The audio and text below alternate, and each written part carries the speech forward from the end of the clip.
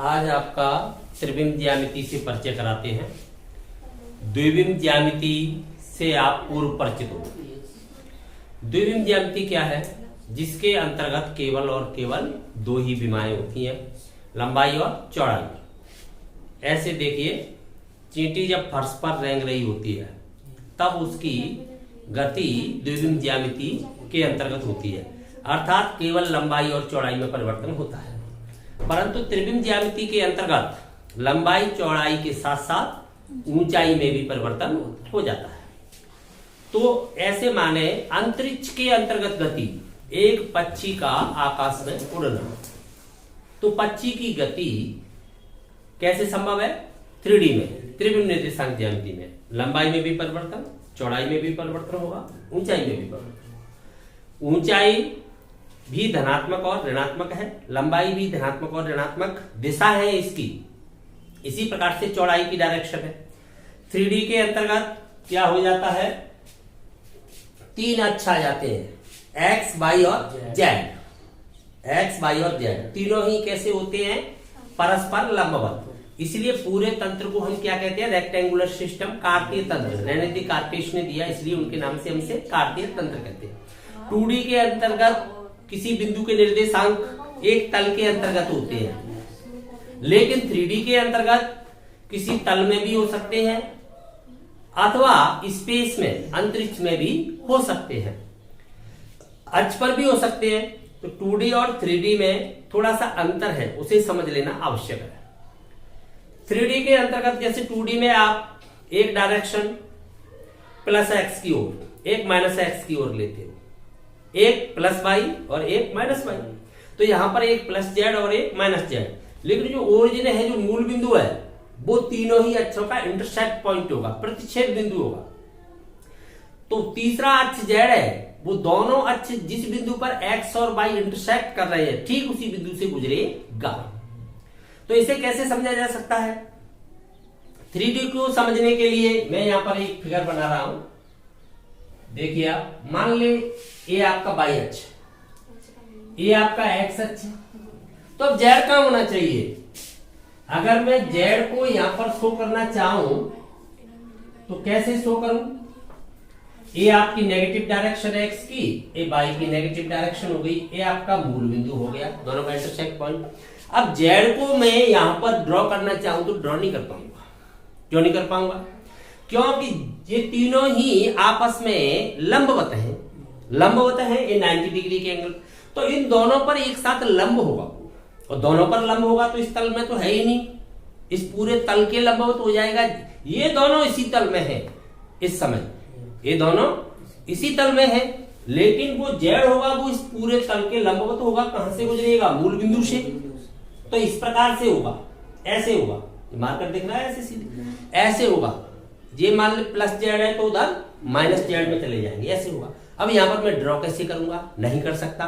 तो मानना पड़ेगा मुझे थोड़ी देर के लिए, ऐसे मान लेते हैं कि ये आपका वाई है, ये आपका एक्स अक्ष है, तो आपका जेड होना तो ऐसे चाहिए, पर मैं इसको ऐसे ड्रॉ कर लेता हूं। वास्तव में इस तल में नहीं है ये इस समय, लेकिन 2D का यूज कर रहे हैं 3D को समझाने में, इसलिए मानना पड़ेगा थोड़ी देर के लिए। एक्स और ये वाई। अब आप सोच रहे हैं वाई का नेगेटिव कहां है? नीचे। क्यों? मैंने अंतरिक्ष में कहां स्थापित कर दिया, कहीं भी हो सकता है मूल बिंदु। जब 2D के अंतर्गत किसी तल के अंतर्गत ही मूल बिंदु होता है, किसी तल के अंतर्गत अध्ययन कर रहे होते हैं हम। लेकिन 3D के अंतर्गत तो कहीं भी अंतरिक्ष में आयतीय तंत्र है, ये रेक्टेंगुलर सिस्टम है। आप ऐसा अनुमान नहीं लगा सकते ये एक्स है, ये वाई है, ये जेड है। ये भी एक्स लिख सकते हो, इसे वाई लिख सकते हो, इसे जेड, किसी को भी एक्स, किसी को भी वाई, किसी को भी जेड लिख सकते हो आप, क्योंकि वहां पर अंतरिक्ष के अंदर ये आयतीय तंत्र है, वो इस प्रकार से रोटेट हो रहा है, घूम रहा है, कहीं भी ले सकते हो मूल बिंदु। मूल बिंदु तो वहीं उत्पन्न हो जाएगा जहां पर हमें आवश्यकता है, समझ गए ना? जहां से हम अध्ययन कर रहे हैं वहीं मूल बिंदु प्राप्त कर लेंगे। तो इसको आप चलिए इस रूम के माध्यम से समझते हैं, जिसमें आप बैठे हुए समझते हैं। यहां पर आप देख पा रहे हो सभी तलों को, कितने तल दिखाई दे रहे हैं तुम्हें? तल क्या है? ये प्रारूप है, इसको आप इनफाइनाइट में मानिए, अनंत में फैला हुआ है। तल हमेशा अनंत में फैला हुआ है। क्यों फैला हुआ है? क्योंकि तल के अंतर्गत एक रेखा समाहित होती है और रेखा की लंबाई अपरिमित होती है। अपरिमित होती है तो तल कैसे परिमित लंबाई का हो सकता है जब रेखा समाहित हो रही है उसके अंतर्गत। तो यह असीमित लंबाई में एक तल है, एक तल इसके सामने वाला दिखाई दे रहा है, एक तल ये इधर है तो एक इधर दिखाई देगा, एक पर आप बैठे हुए हो तो एक छत ऊपर दिखाई दे रही है।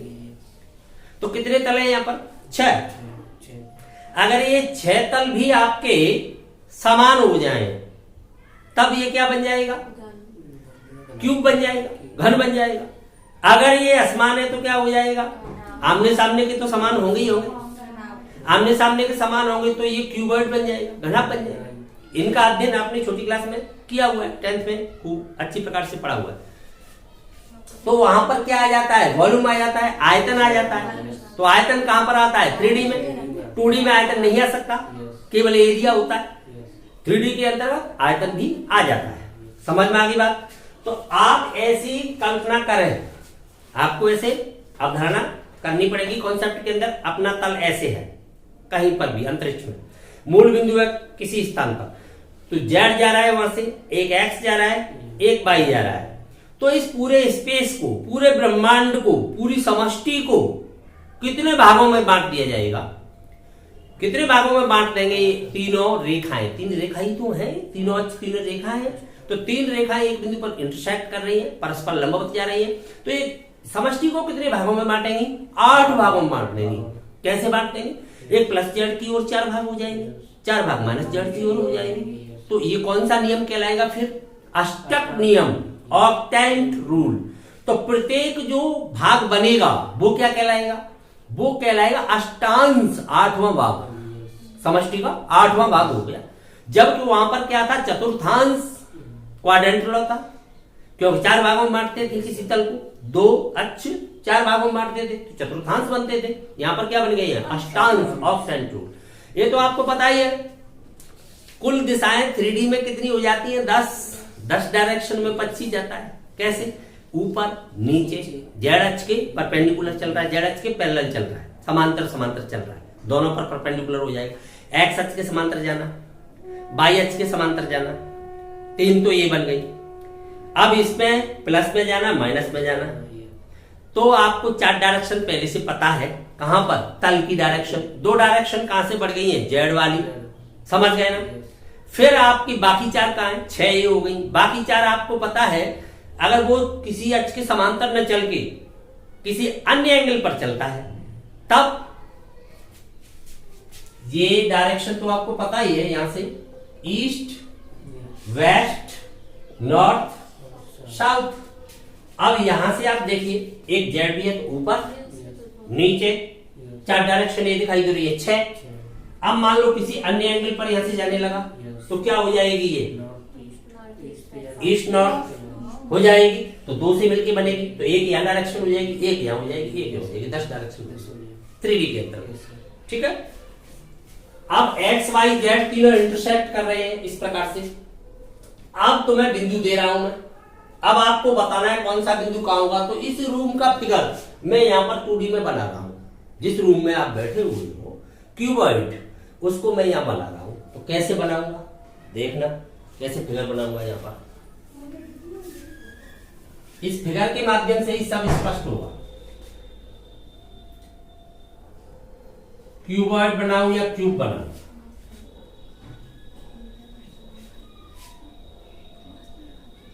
आपका रूम मैंने यहां पर बनाया।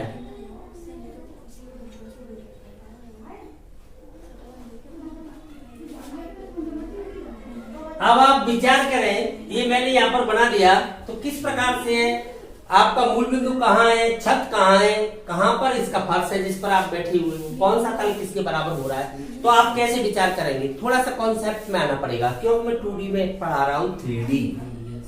समझ गए ना?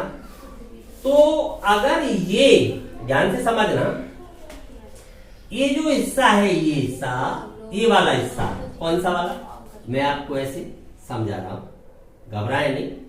क्यों? डर के आगे, डर से पहले तो कुछ भी प्राप्त नहीं किया जा सकता। डर ही लग रहा है तो प्राप्त कहां से कर लोगे कुछ भी? किसी को डर लग रहा है और उसको आप सिखाते जाओ, क्यों सीख लेगा वो? सीख नहीं सकता है। उसका डर पहले समाप्त हो जाए तभी तो कुछ सीखेगा। तो डर के आगे जीत है, इसका अर्थ ये होता है। वो सत्य है, माउंटेन ड्यू पे लिखा होता है, डर के आगे जीत है। इसका अर्थ है पहले अपना डर समाप्त करो, ये समझो, समझ में आएगा। जब मैं समझा रहा हूँ समझ में आएगा, अवश्य आएगा। हाँ, तो आपकी छत कहाँ है?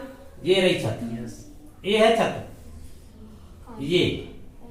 ये छत हो गई। अब समझना, अब तुम कहोगे छत ऐसे कैसे आनी? अब इसको उठाओ इस प्रकार से, इस ढांचे को ऐसे उठा के इसके सामने लाऊंगा, इस पर आप बैठे हुए हो, ये आपका फर्श है, ये जिस पर आप बैठे हुए ये है वो फर्श। अब तुम कहोगे ये छत है, तो इसको उठा के लाऊंगा, तो देखो ये लाइन, ये वाला कोने वाली लाइन ये ऊपर आ जाएगी। ये वाली साइड ऐसे कर दिया गया है, ऐसे 2D है ना, ऐसे हो गई।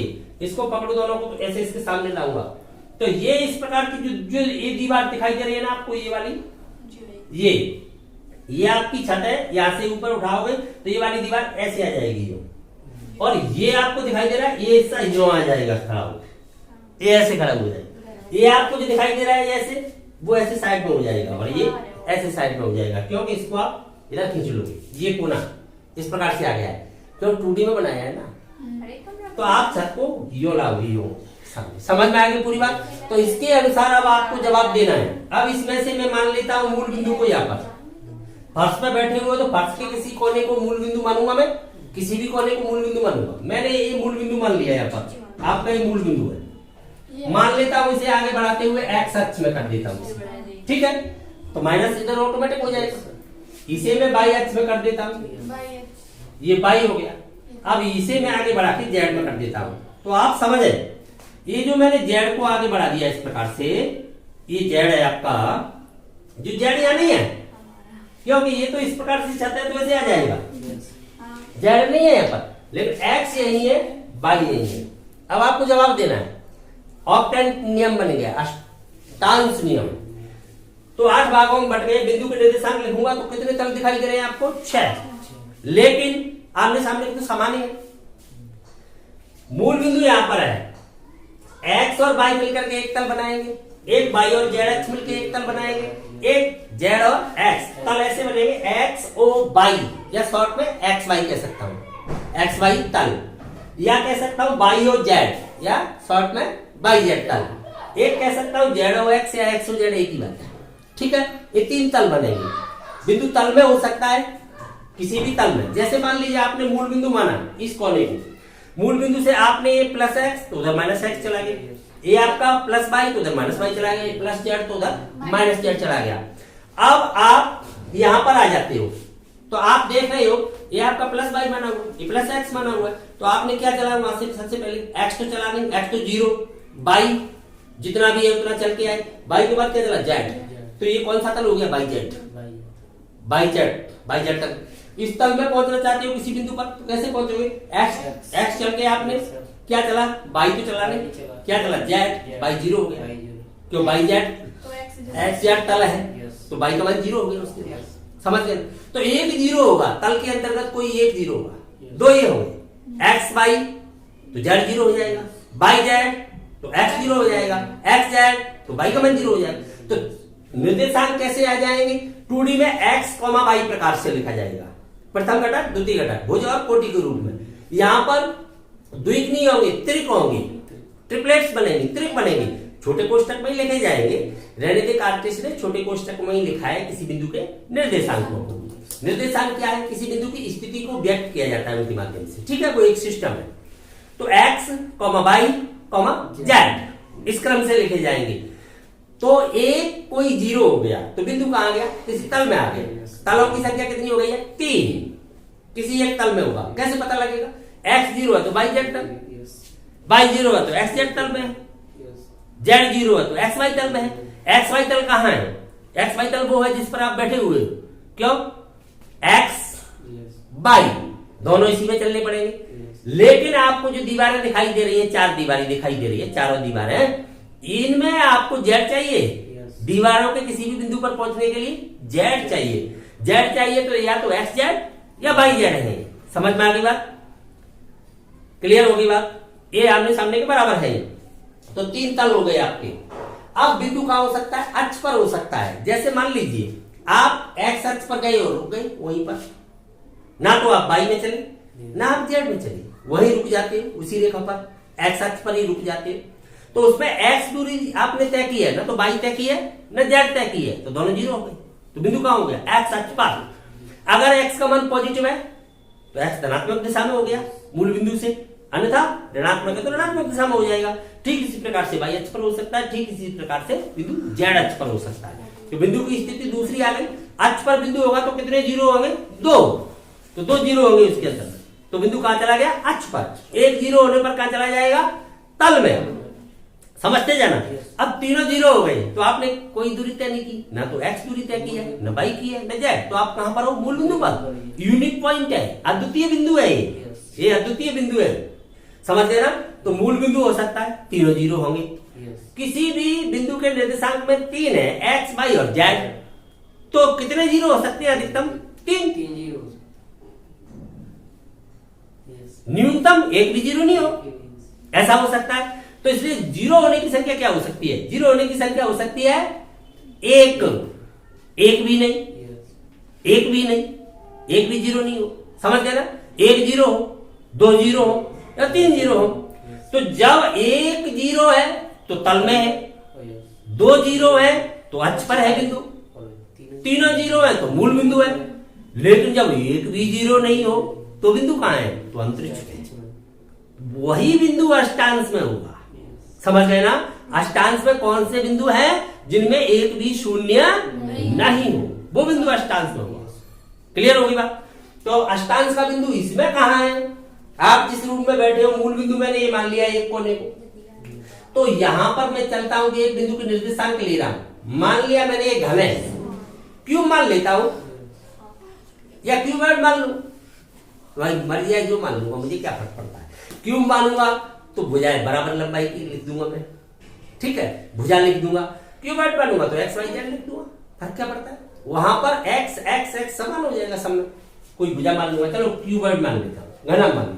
तो आप इस बिंदु को कैसे लिखोगे भाई? मान लो आपने एक्स दूरी तय की है, बस यही तो हो जाएगा ये बिंदु। मान लिया ए बिंदु है तो ए बिंदु के निर्देशांक ये हुए, क्यों? अक्ष पर हो गया ना, एक्स अक्ष पर। यहां से मूल बिंदु से एक्स अक्ष पर चले, रुक गए, 2 जीरो आ गए।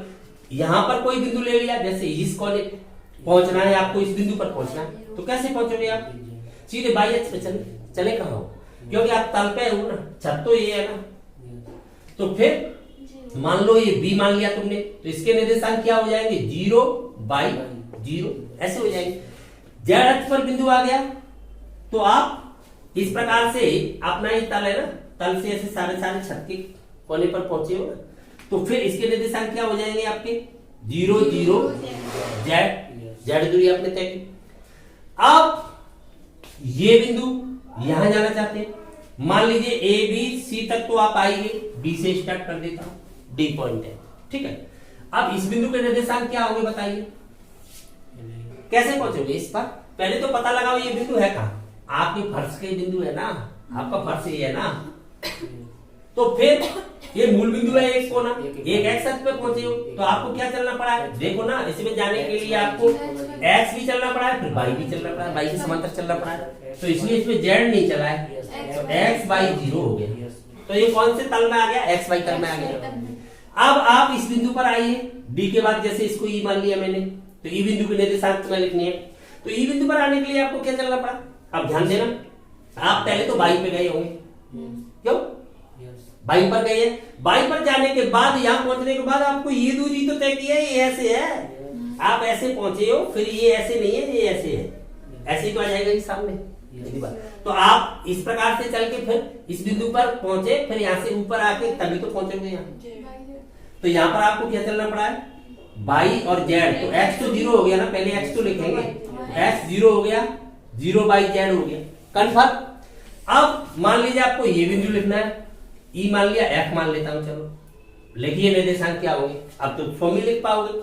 आप यहां से चले सीधे पहले एक्स, फिर आपको कौन सी दूरी तय करनी पड़ी है? ये वाली दूरी, ऐसे थोड़ी चलिए, ये दूरी ऐसे है ना, ये यहां तक पहुंचने के बाद फिर इस पर चले हो, इसके सारे समझ गए ना? ये क्या है? जेड में चल रही है, कन्फर्म। ऐसे गए, ऐसे आए, तो यहाँ 2D में है इसलिए ऐसे लग रहा है कि ये लंबवत कैसे चल रहे हैं, ये तो 90 डिग्री पर है नहीं, ये है नहीं, ये इस तल के अंतर्गत जो यहाँ पर दिख रहा है आपको, यहाँ नहीं है, ऐसे है। ये भी आपको जो दिख रही है वो इस पर नहीं है, ऐसे है, समझ गए ना। ये भी आपको ये लाइन दिख रही है, लाइन इसमें है नहीं, ऐसे है। क्या कन्फर्म? डाउट नहीं होना चाहिए। तो इसके निर्देशांक कैसे होंगे बताइए? x 0 z, ये तल के बिंदु हो गए, 1 0 वाले, 2 0 वाले आ गए, 1 0 वाले आ गए, कन्फर्म। तीनों 0 वाला कौन सा है? ये तो मूल बिंदु है ही आपका, यह तीनों 0 वाले ओरिजिन। अब कौन सा बचा जिसमें एक भी 0 ना हो? क्यों? ए भी तो बचा है लिखने के लिए, वो कोना कौन सा है? ये इसी के निर्देशांक तो लिखने हैं, कन्फर्म। तो इसके निर्देशांक लिखूंगा तो इस पर पहुंचे, पहले पहुंच के देखता हूं। तो यहां से मैं चला, ध्यान से समझ रहा, क्यों यहाँ कैसे रुक जाऊंगा? यहाँ क्या है? ये है ही नहीं, इसको टच थोड़ी कर रहा है, इसको ये इंटरसेक्ट थोड़ी कर रही है, ये तो छत की कोर है, छत की कोर है, ये तो ऊपर है, ऐसे छत की कोर है, इसको इंटरसेक्ट थोड़ी कर रही है। आपका ये आपका फर्श है, वही आपकी छत है, तो इस सामने है, तो यहाँ तो कोई मतलब ही नहीं है रुकने का। यहां से चलो, यहाँ तक आए, इसको यहां से चलने के बाद आप पहले x पे चला जाता है, उसके बाद y पर, उसके बाद z का नंबर आता है, ऐसे चलते हैं ना। भले ही वो दूरी 0 तो नहीं चलेंगे, पर नियम तो यही है। तो पहले x पर चलना पड़ा, y पर चलना पड़ा, फिर ये दूरी तय करोगे, z भी चलना पड़ेगा क्योंकि ऊपर है। ये जो बिंदु है वो कहाँ है? इसके सामने है, ये बिंदु इसके बिल्कुल परपेंडिकुलर है, यहाँ है। ये वाला जो बिंदु है ना, वो ये वाला बिंदु कहाँ है? यहाँ है, यही तो है। तो यहाँ पहुंचने के लिए x y तभी तो आएगी इस पर। तो इस बिंदु के निर्देशांक क्या हो गए? अब इस बिंदु को क्या मालूम? अलग से हटके मान लेता हूं, P x y z। तो जो P बिंदु है, अब रूम के अंतर्गत अध्ययन करूं मैं, चलो कर लेता हूं। ये मूल बिंदु है, ये आपका x, एक आपका y, एक आपका z। तो बताइए P कहां पर है? वो है P, वो सामने वाला वो है P। उस पर जाऊंगा तो x y, बाकी है ही नहीं कोई, एक ही बिंदु है अष्टांश में, वो वाला, समझ गए ना, सामने वाला। अच्छा, घन के जैसे आपने घन माना या घनाभ माना, इसके विकर्ण कितने हैं?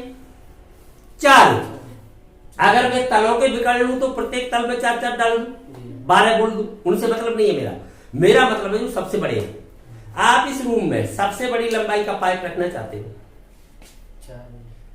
तो बताओ वो कहां है? इस ताल, यहां से सामने वाला, उससे इसी प्रकार से इधर 4 ही है। तो यहां पर कहां है वो? यहां विकर्ण देखोगे आप डायगोनल, तो कहां पर दिखाई देंगे आपको? ये आपका नीचे वाला कोना है, तो ये है वो, ये अब आपको पास में दिखाई दे रहा है। आपको ऐसा लग रहा है गलत बोल रहे हैं, ये तो पास में दिखाई दे रहा है, 2D में वो इसलिए दिखाई दे रहा है, ये है ही नहीं, ये तो यहाँ है, ये यहाँ है, ये नीचे है, ये ऊपर है, ऐसे समझ में आई अब बात? तो एक तो विकर्ण ये हुआ, अब दूसरा विकर्ण कहाँ है? तो फिर 4 होंगे ना। तो ये नीचे वाला पॉइंट, ये ऊपर वाला, अब ये नीचे वाला हुआ, तो इसका ऊपर वाला कहाँ है? यही तो है, इस प्रकार से बताइए। अब चलिए, यहां बच्चा कंफ्यूज हो जाता है, क्योंकि एग्जाम के दौरान हमें क्या मिलेगी? Copy 2D। पेपर किसका दे रहे हैं? एग्जाम देंगे 3D का, लिखेंगे किसमें? 2D में, तो कंफ्यूजन होगा ही होगा। अगर 3D का एग्जाम 3D में लिया जाए कोई कंफ्यूजन नहीं है, लेकिन एग्जाम 3D का है, 2D में दे रहे हैं, तो इसलिए बिल्कुल सतर्क हो जाना चाहिए, समझ लेना चाहिए उस चीज को। तो ध्यान दें, यहाँ पर देखिए, यहाँ पर आप दूसरे विकर्णों को ढूंढते हैं, तो नीचे वाले कोने चारों आपके दिमाग में है, एक कोना ये नीचे वाला है, तो इसके सामने वाला ऊपर वाला कहाँ है? वो ढूंढना पड़ेगा। इसके सामने वाला ऊपर वाला ये है। ऐसे ही आपका नीचे वाला कोना और कहाँ है? आपने इस कोने वाला सामने वाला ढूंढ लिया, इसके सामने वाला ढूंढ लिया, इसके सामने वाला ढूंढ लिया, अब यही तो बचा, तो इसके सामने वाला ये बचा, चार विकर्ण। क्लियर होगी बात? अब अष्टांश की बात आती है, तो मैं पूछ लेता हूं, 8 अष्टांशों में जाएंगे तो ऑक्टेंट रूल क्या होता है? तो यहां बना देता हूं, आप बताओ। इस प्रकार से जेड को नहीं बनाऊंगा मैं, यहाँ पर क्यों? मैं बना नहीं पाऊंगा, कैसे बनाऊंगा? ड्रॉ कैसे करूंगा, क्योंकि मैंने माइनस एक्स भी ले रखा है, माइनस वाई भी लिया है, तो जेड के दोनों लेने पड़ेंगे मुझे, माइनस बी प्लस बी, तो कैसे ले पाऊंगा मैं, कहां पर लूंगा, तो जेड तो ऐसे ही होगा, तो जेड प्लस जेड माइनस, और आप ये कहो कि जेड का माइनस दिखा दो तो बोर्ड टूट जाएगा। तो ऐसा मैं कर नहीं सकता है, ऐसा मैं कर नहीं सकता, तो आपको उसके कॉन्सेप्ट भेजनी पड़ेगी अपनी। यहां से हम सूर्य और चंद्रमा के बीच की दूरी ज्ञात करते हैं लैब में बैठ करके, क्या हम सूर्य और चंद्रमा पे चले जाते हैं, नहीं, सूर्य पे जाएंगे तो वहीं खाक हो जाएंगे चलकर, लेकिन कॉन्सेप्ट ही तो भेजते हैं, प्रैक्टिकल लैब में किए जाते हैं, लेकिन उनके परिणाम युद्ध क्षेत्र में देखो है? जब प्रैक्टिकल कहां होता है, लैब में।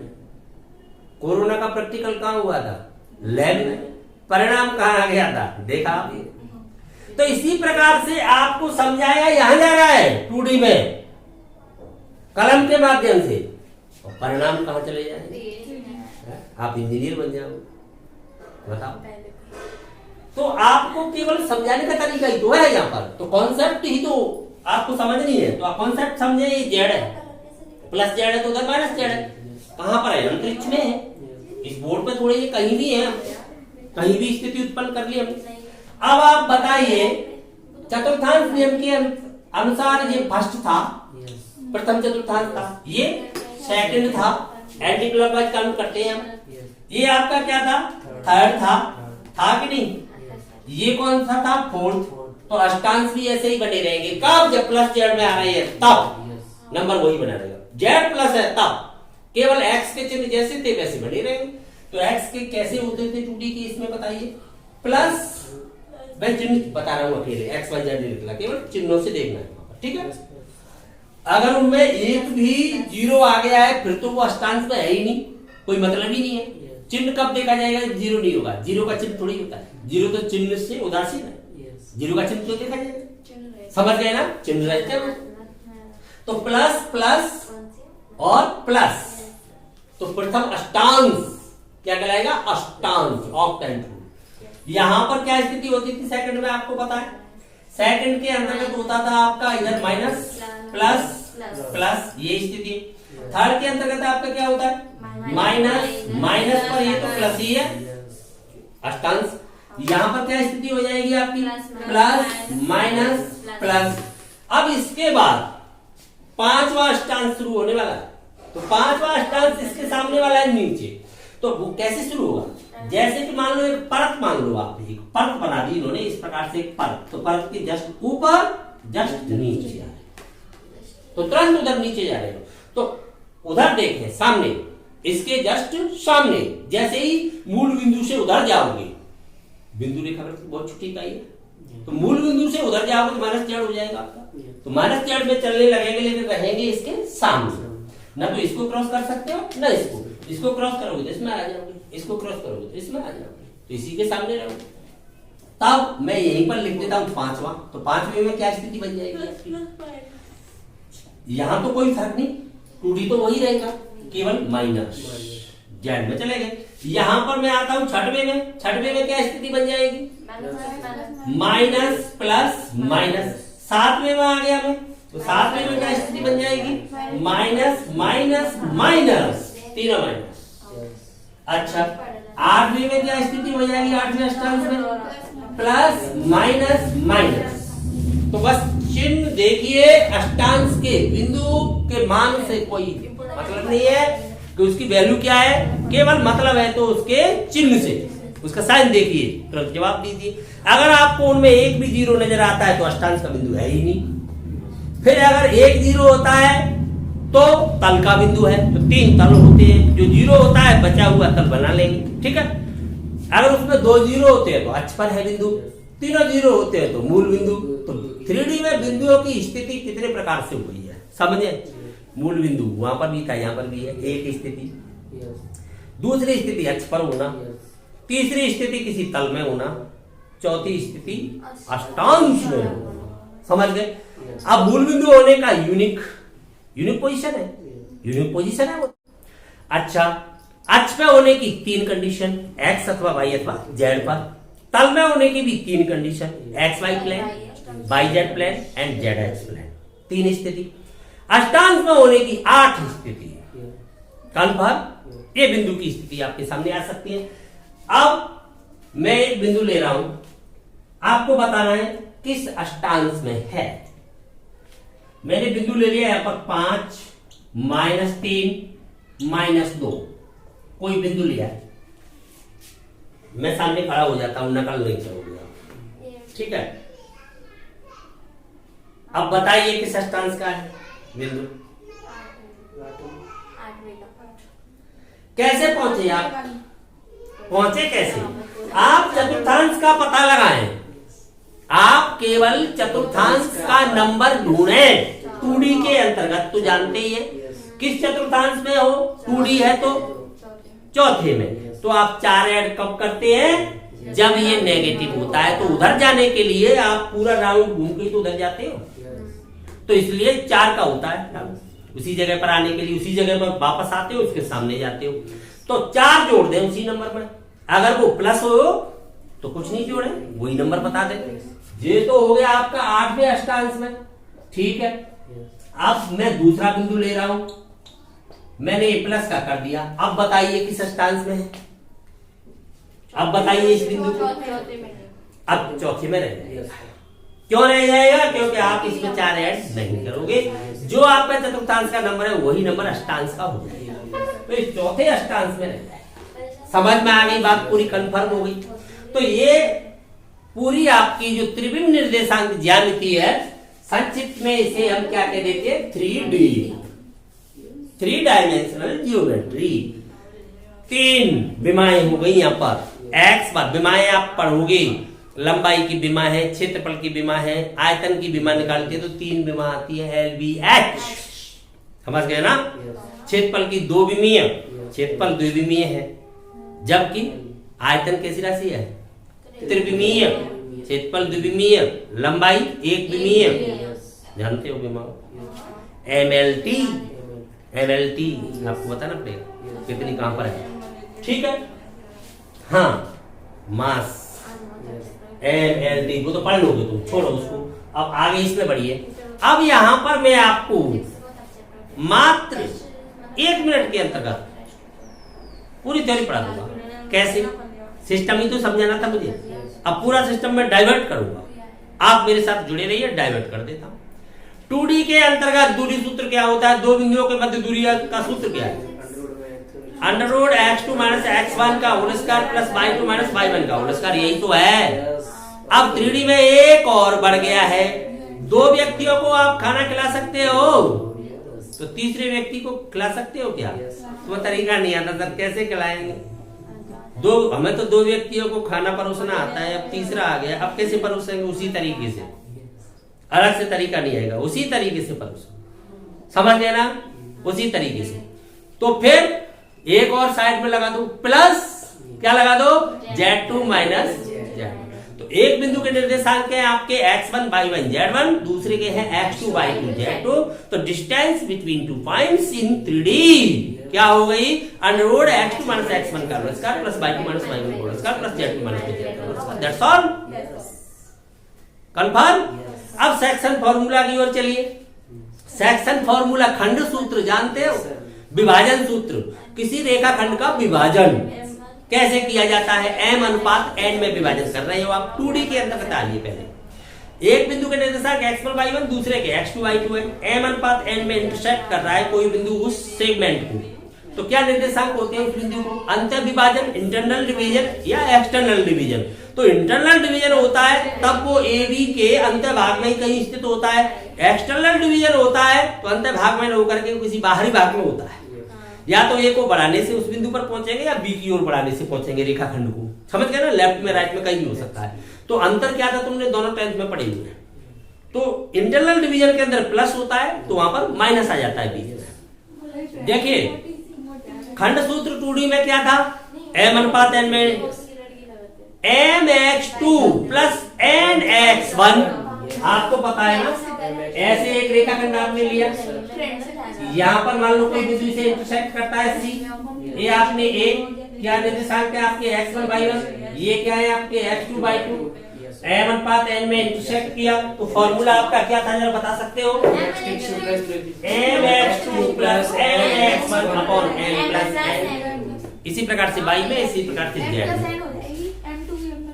अब देखिए इसमें एक और बढ़ जाएगा तो इसको मैं यहाँ ले रहा हूँ। 3D के अंतर्गत कैसे हो जाएंगे निर्देशांक? x1 y1 z1, यहाँ पर दूसरा बिंदु x2 y2 z2। मान लो एक बिंदु A है, एक बिंदु आपका B है, C ने इंटरसेक्ट कर रहा है m अनुपात n में, तो क्या हो जाएंगे निर्देशांक? मान लेते हैं हम C के x y और z। तो x y z का मान है वो क्या हो जाएगा? जैसे x का मान लिखूं मैं तो x आपका हो जाएगा mx2, इधर वाला अनुपात इधर मल्टीप्लाई करेगा, प्लस mx1 अपॉन अनुपातों का योग।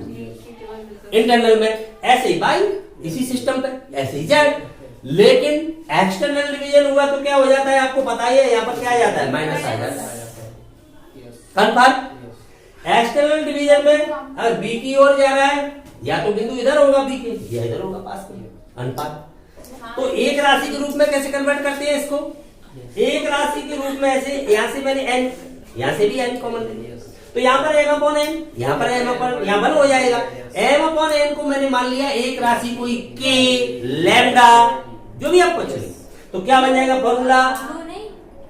कुछ भी मान लो तो क्या बन जाएगा आपका फॉर्मूला? फिर यहीं पर तो एक राशि आपने लैम्डा रख दिया है, यहीं पर तो lambda x2 plus 1 upon lambda plus 1। अब वो अनुपात m अपॉन n के रूप में आए या किसी राशि के रूप में आए, m अपॉन n के रूप में आया 2/3, अकेले लैम्डा के रूप में आया 2/3, तो क्या बाद में नहीं लिख सकते उसे 2:3? बात तो एक ही है।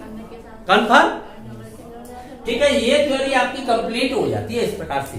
यही है, केवल 2D को 3D में कन्वर्ट करना है, बाकी सिस्टम कहीं भी बदलने वाला नहीं है। आगे बात समझ में पूरी? तो ये यहां पर आपका पूरा डेरिवेशन हो जाता है। ठीक है।